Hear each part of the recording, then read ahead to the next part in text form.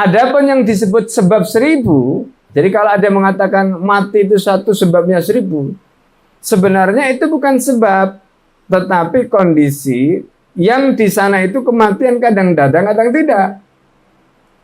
Contohnya tadi apa? Misalnya ya, jadi kalau kita sebut sebagai sebab tadi, bahwa ajal ini sebab. Ya, ajal ini sebab. Inilah yang disebut sebagai sebab. Kenapa disebut sebagai sebab? Karena pasti, ya, akibatnya itu, ya, pasti akibatnya, yaitu mati. Nah ini, ya, jadi ajal itu sebab kematian. Kenapa? Karena akibatnya pasti, yaitu mati ini. Tetapi misalnya kayak tadi, misalnya ditusuk, ya, ditembak misalnya, ya, atau ditabrak,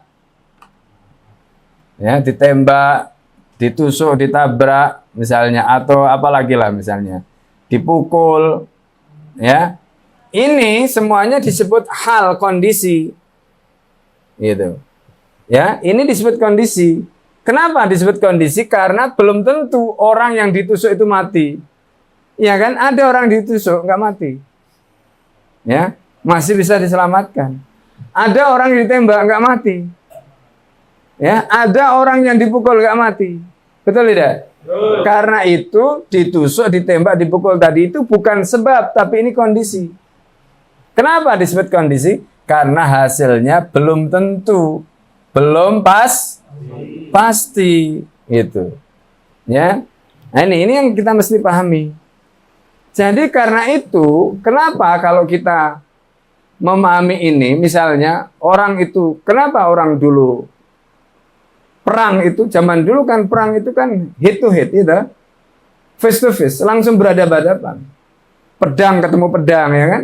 Kalau sekarang kan perangnya jarak jauh, makanya Israel itu kan takut perang jarak dekat, beraninya mereka kan ngebom, gitu. Begitu di darat takut mereka, makanya pakai pampers. Loh iya, mereka pakai pampers. Kenapa? Karena ketakutan. Jadi mereka itu pakai tank yang katanya canggih, Markava itu, tapi mereka dalamnya pakai pampers. Begitu ketemu mujahidin gemeter, ya, kenceng-kenceng di pampersnya. Gitu. Kenapa? Karena takut. Ya kan? Kenapa mereka takut mati? Nah, orang Islam berbeda. Orang Islam itu kalau perang, kenapa dia nggak takut? Satu,